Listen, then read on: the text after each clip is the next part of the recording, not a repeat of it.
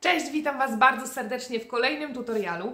Odkąd pokazałam na Instagramie moją pierwszą udaną, bo dwie pierwsze próby były totalnie nieudane, torebkę uszytą ze sznurka bawełnianego na owalnym dnie, właśnie w takim kształcie, to odbył się totalny szał w komentarzach i totalny szał w wiadomościach prywatnych z prośbami o tutorial, więc dzisiaj po raz kolejny mam dla Was coś nieszydełkowego, tylko torbę szytą na maszynie. Wymyśliłam sobie połączenie kolorystyczne jasno-szare z kolorem ecru. Jest to sznurek specjalny do szycia. Do szycia na maszynie tak naprawdę nie nadają się te sznurki plecione, takie podstawowe, które wykorzystujemy do szydełkowych torebek. To musi być sznurek specjalny. Ja dzisiaj będę wykorzystywała nowość od marki Sznureks. To jest właśnie sznurek do szycia, który jest specjalnie sztywny, ma specjalny rdzeń w środku i idealnie nadaje się do szycia na zwykłej domowej maszynie. Średnica tego sznurka to jest 6 mm.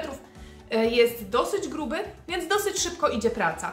Ja naprawdę uszyłam tę torbę w 3 godziny chyba, więc myślę, że naprawdę praca z tym sznurkiem jest bardzo ekonomiczna. Wymyśliłam sobie również taki pasek, który również został uszyty. Pokażę Wam go później na filmie z bliska. Pasek jest również uszyty i doszyty do gotowej torebki. Postaram się w tym tutorialu przekazać Wam wszystkie takie wynikające tylko i wyłącznie z mojej praktyki informacje dotyczące szycia takich torebek, ponieważ można popełnić trochę błędów. Ja te błędy popełniłam i moje pierwsze torebki kompletnie nie wyszły. Natomiast z dwóch ostatnich, w tym właśnie z tej, jestem bardzo zadowolona, więc mam nadzieję, że ten tutorial Wam się spodoba. Pierwsza i najważniejsza informacja jest taka, że należy zaopatrzyć się właśnie w sznurek do szycia, a nie próbować szyć ze sznurka zwykłego bawełnianego, bo po prostu taka stabilna konstrukcja na pewno Wam nie wyjdzie. Przechodzimy teraz do właściwego tutorialu. Ja nagrałam każdy fragment i będę również tam każdy z tych fragmentów komentować. Mam nadzieję, że moje rady gdzieś tam Wam się przydadzą i odważycie się, spróbujecie coś takiego właśnie zrobić. Zaczynamy! Moja torba będzie miała owalne dno, więc na początek biorę centymetr krawiecki i odmierzam sobie 17 cm sznurka. Następnie ten sznurek jakby składam na pół i drugie 17 cm po złożeniu mam. I właśnie taki 17 cm początek jest dla mnie idealny, idealnej wielkości owal wychodzi. Złożony fragment układamy pod stopką maszyny w taki sposób, żeby ta długa końcówka idąca do naszego kłębka była po prawej stronie. Zawsze szyjemy tak, że ta część właśnie idąca do szpuli musi być koniecznie po prawej stronie. Ja sobie pomagam nożyczkami, można sobie na początek przypiąć ten pierwszy fragment szpilkami również, tak żeby było Wam wygodnie. I przeszywamy troszeczkę do przodu, do tyłu, a następnie już robimy prosty szef. Szyjemy oczywiście zygzakiem. Ja Wam za chwilę również pokażę, jakie ustawienia są mojej maszyny. A tymczasem zobaczcie, co się dzieje. Doszłyśmy do końca tego 17 cm fragmentu i ja już sobie zakręcam tym sznurkiem, unoszę stopkę, opuszczam ją, robię kilka przeszyć do przodu, do tyłu, żeby porządnie zabezpieczyć ten szef początkowy.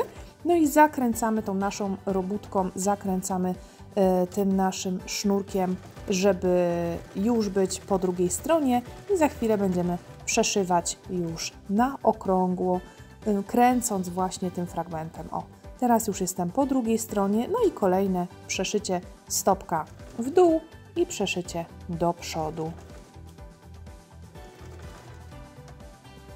Jeżeli chodzi o ustawienia maszyny te początkowe, to tak jak wspomniałam, szyjemy zygzakiem i teraz też to sobie przetestowałam. Najlepiej by było ustawić sobie, żeby... Ja nie znam profesjonalnego, wybaczcie, nie znam profesjonalnego nazewnictwa, ale chyba mówimy o długości ściegu, tak? Czyli o jakby gęstości tych zygzaków, tak to nazwijmy, żeby one były możliwie gęste, żeby to nie był taki szeroki ścieg.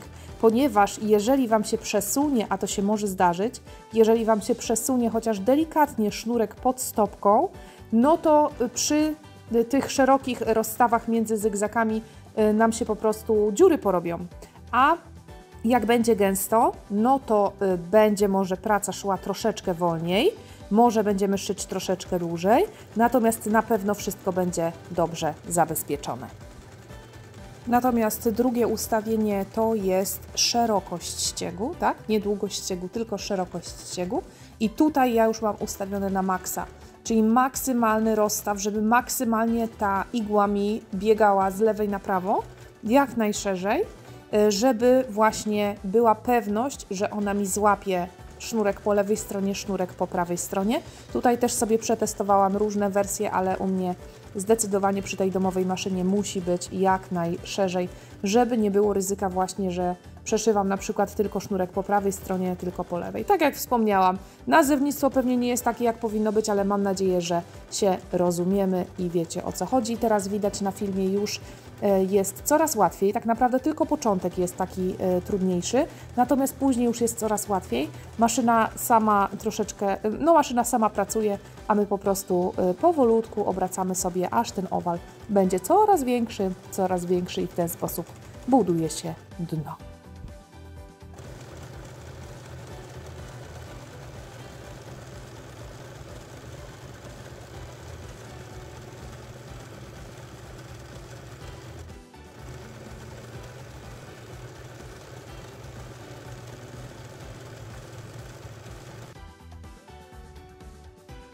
Mam już przetestowane, że dno ma mieć szerokość 13 cm.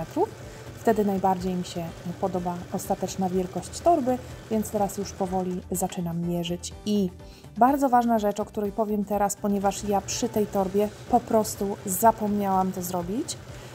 Zorientowałam się, kiedy miałam już ściany naprawdę wysokie.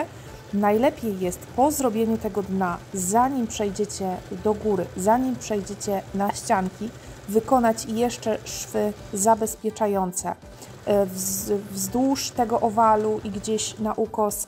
Pokażę Wam to za chwilę na grafice, jak według mnie najlepiej by było jeszcze dodatkowymi szwami i to bardzo gęstymi najlepiej zabezpieczyć to dno, żeby Wam się na pewno torebka nie odkształcała. Ja w poprzedniej torebce to zrobiłam, a tutaj jak widzicie na filmie od razu uniosłam dno do góry, żeby budować ściany. Natomiast takie poprzeczne, dodatkowe przeszycia myślę, że byłyby na pewno wskazane. Przechodzimy teraz do budowania ścian torby i naprawdę najważniejszym w ogóle fragmentem, najważniejszym tematem jest to, pod jakim kątem będziemy ustawiać sobie dno. Musi to być kąt tak naprawdę zdecydowanie większy niż 45 stopni, ale jak widzicie, budowa mojej maszyny w ogóle nie pozwala mi unieść dna wyżej. W tych nieudanych próbach, o których Wam mówiłam, popełniłam ten podstawowy błąd, że unosiłam robótkę, unosiłam ten fragment torebki zdecydowanie za słabo. Bardziej mi się to kładło na lewą stronę niż teraz. Zobaczcie, ja teraz pilnuję, żeby naprawdę to dno torebki, ono mi się przytula do górnej części maszyny. I bardzo ważne jest, żeby to unoszenie robić przez cały czas szycia. Później to będzie miało jeszcze większe znaczenie. Naprawdę ciężar torebki rośnie, torebka robi się coraz cięższa i coraz trudniej jest przy takiej budowie tej zwykłej maszyny, jaką ja mam na przykład. Jest tak naprawdę lewa ręka przy większym gabarycie naprawdę się napracuje, bo trzeba cały czas unosić tą torebkę wysoko, żeby później kąt był tak naprawdę prosty. Pod kątem prostym szyjemy względem, torba musi leżeć względem dołu maszyny pod kątem prostym, co za chwilę zobaczycie. Ponieważ inaczej ściany się rozłażą po prostu na boki. I ja zrobiłam dwie takie torby, które w ogóle nie wyglądają jak torby, bo ten trapez po prostu tak bardzo się rozchodzi, tak bardzo kładą się ściany przez to, że ja nie podtrzymywałam tą lewą ręką tak mocno, że no według mnie to po prostu wygląda co najmniej dziwnie i śmiesznie i może się nadaje na jakiś taki kosz na poduszki w domu, a niekoniecznie jako torebkę, więc to jest najważniejsza rzecz.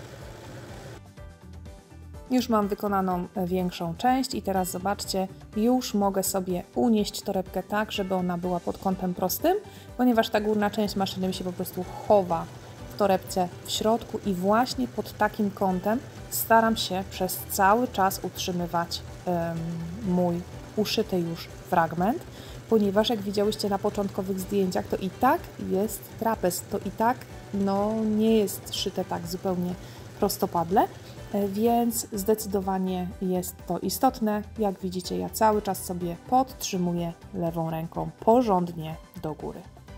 A teraz przyszedł czas na zmianę koloru. Zaplanowałam sobie te zmiany na boku torby, żeby były jak najmniej widoczne. Obcięłam sznurek i wyciągam teraz ze środka wypełnienie i w ten sposób ten fragment ostatni szarego sznurka, który będę miała do przyszycia, będzie węższy. Można sobie w tym miejscu też przypiąć ten fragment do torebki przy pomocy szpilek, jeżeli potrzeba. I to samo robimy z drugim kolorem. Jeżeli wyciągniemy ze środka, z początku koloru, w moim przypadku ecri, wyciągniemy parę centymetrów wypełnienia, obetniemy, to mamy ten sznurek początkowy bardziej płaski, można bardziej na płasko przyszyć ten początek, dzięki czemu później przy kolejnym okrążeniu pięknie wygłuszymy sobie to, że zmiana koloru była. Przy zmianie koloru sznurka również zmieniamy oczywiście kolory nici. Na pewno pojawią się pytania o nici. Ja zazwyczaj kupuję takie profesjonalne w tych sklepach, które oferują sznurek i oferują również nici do szycia. Natomiast tym razem używałam takich zwykłych nici poliestrowych i o dziwo się sprawdziły. Kiedy używałam ich innym razem, to maszyna mi bardzo pętelkowała, a tym razem wyszło wszystko super. Przypinam sznurek w kolorze ecri szpilkami. Tam, gdzie zakończyłam szary, tam teraz rozpoczynam ecri. Dzięki tym szpilkom jest zdecydowanie łatwiej. I oczywiście robimy trochę przeszyć do przodu, do tyłu, żeby porządnie zabezpieczyć początek. No i lecimy w górę nowym kolorem, tym razem ecri. Tak wygląda ściek. Pokazuję teraz z bliska, jak to się fantastycznie prezentuje.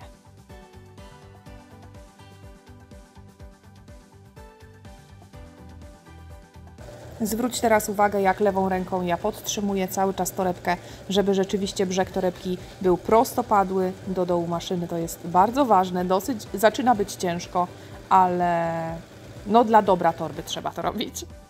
Kolejna zmiana koloru ponownie po tej samej stronie z brzegu, żeby nie było widać. Jeszcze raz przypominam, obcinamy sznurek, wyciągamy fragment wypełnienia ze środka, przeszywamy porządnie do przodu, do tyłu, zabezpieczamy, następnie bierzemy drugą nić, w tym samym miejscu przykładamy, najlepiej przypiąć szpilkami, wycinamy również wypełnienie ze środka i porządnie też do przodu, do tyłu kilka razy zabezpieczamy szef. A tutaj, jeżeli jakimś cudem macie na przykład taką samą maszynę, no to macie ustawienia mojej maszyny. Można śmiało zgapiać. Szarym kolorem kontynuujemy szycie.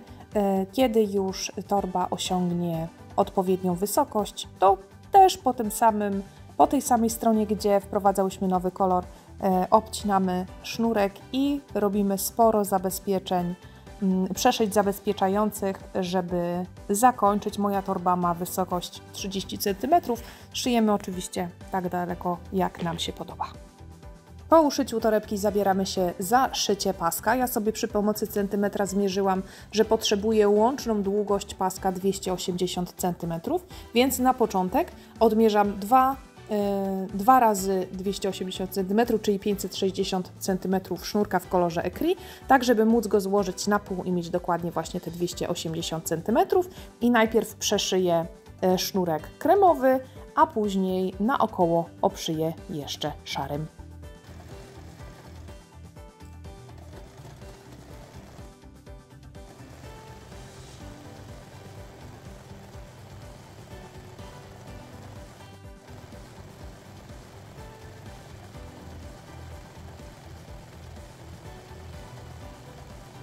To jest moja pierwsza torba z takim paskiem właśnie oplatanym naokoło. Drugi raz zrobiłabym inaczej, bo po prostu zrobiłabym ten pasek jako jeden taki okrągły fragment, a ja zrobiłam jako jedną długą, powiedzmy, linę, przez co od spodu torebki w jednym miejscu mam przyszyte właśnie dwie takie części. Myślę, że dałoby się w estetyczny sposób połączyć ten pasek tak, żeby to było koło, a nie lina, jeżeli wiecie, o co mi chodzi. Nie jest źle, natomiast myślę, że przy kolejnej próbie spróbuję inaczej.